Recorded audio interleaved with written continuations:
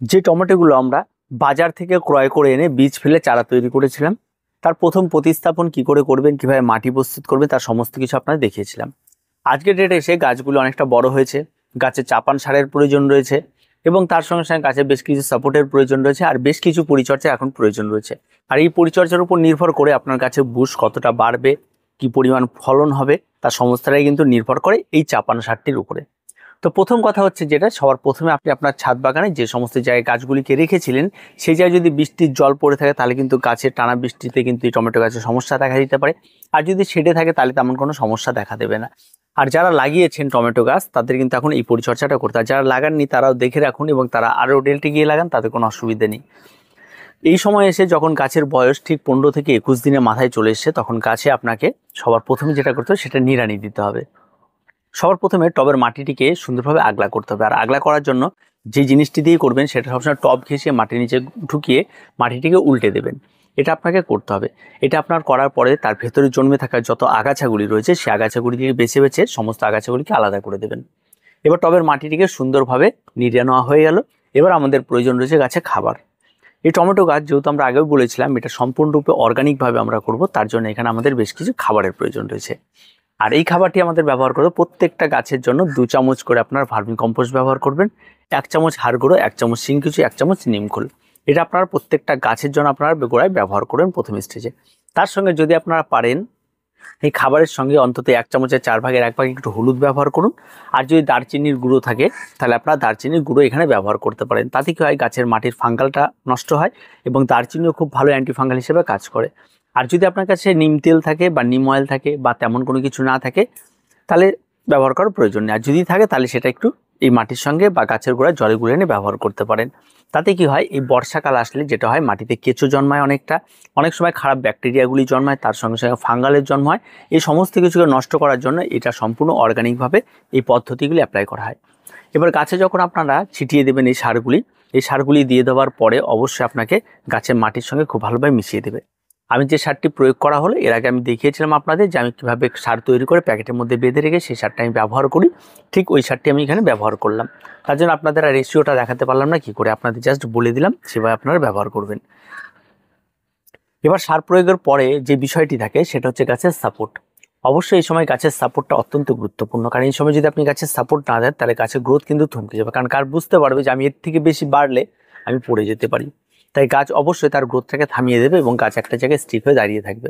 তো অবশ্যই আপনারা এই সময় টমেটো গাছের সাপোর্ট দিন। টমেটো গাছে যত ভালো সাপোর্ট দেবেন তত গাছ তাড়াতাড়ি গ্রোথ নেবে।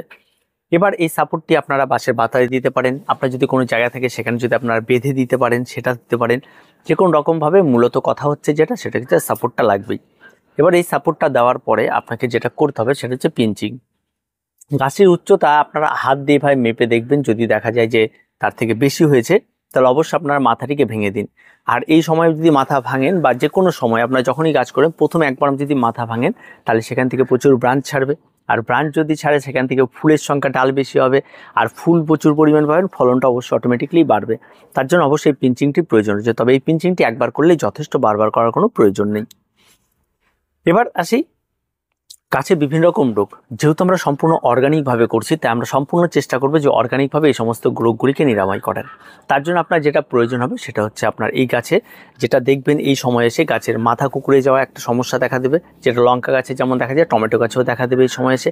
তার সঙ্গে সঙ্গে মাছির আক্রমণ দেখা দেবে, আর তাছাড়া শুয়োপোকার আক্রমণ তো এই সময় দেখা দেবে। আর মাটিতে কিন্তু প্রচুর পরিমাণে ফাঙ্গাল আক্রমণ দেখা দেবে, গাছের গোড়া পচা রোগ পর্যন্ত দেখা দিতে পারে।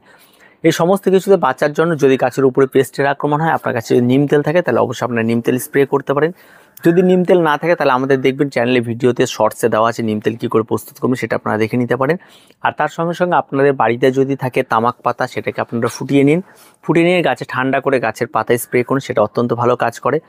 এই কাজগুলি যদি আপনারা করতে পারেন তাহলে সম্পূর্ণ অর্গানিকভাবে আপনারা কিন্তু জৈব উপায়ে আপনারা পেস্টনাশক তৈরি করে নিয়ে এটা কিন্তু দূর করতে পারেন।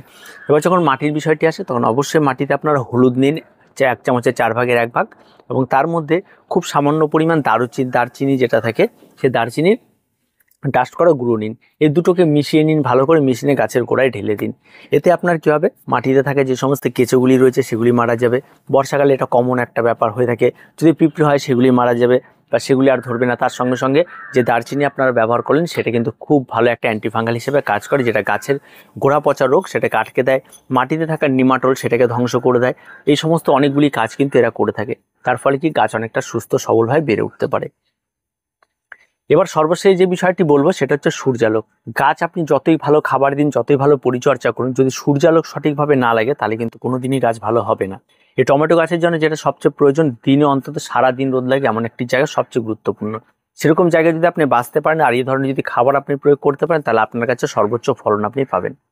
আর যদি তা হয় যে এই সমস্ত খাবার আপনি ব্যবহার করছেন আর অথচ সূর্যালোকটা কোথাও 3 থেকে 4 ঘন্টা, কোথাও কারো কাছে 4 থেকে 2 থেকে 3 ঘন্টা এমন রয়েছে, তাহলে সেক্ষেত্রে কিন্তু দেখা যাবে যে যার বাগানে যেমন সূর্যালোক আছে সেই অনুযায়ী সে ফলন পাবে।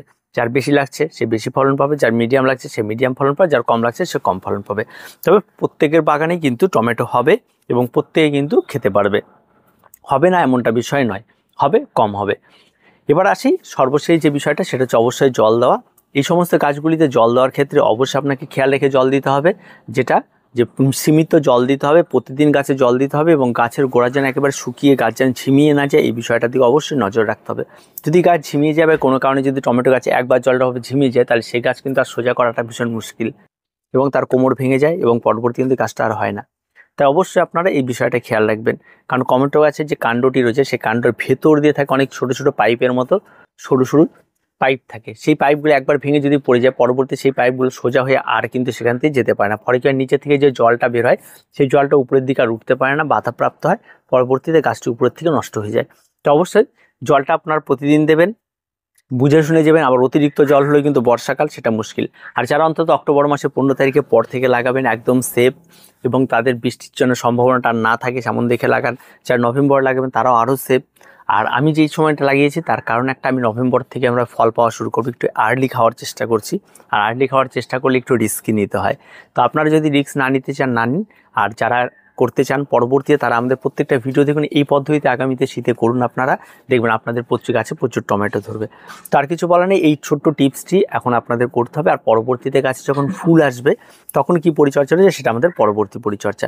তো আজকে এই পর্যন্তই, দেখা হয় পরবর্তী ভিডিওতে। প্রত্যেকে ভালো থাকবেন, প্রত্যেকে সুস্থ থাকবেন আর চ্যানেলটিকে অবশ্যই সাবস্ক্রাইব করে রাখবেন।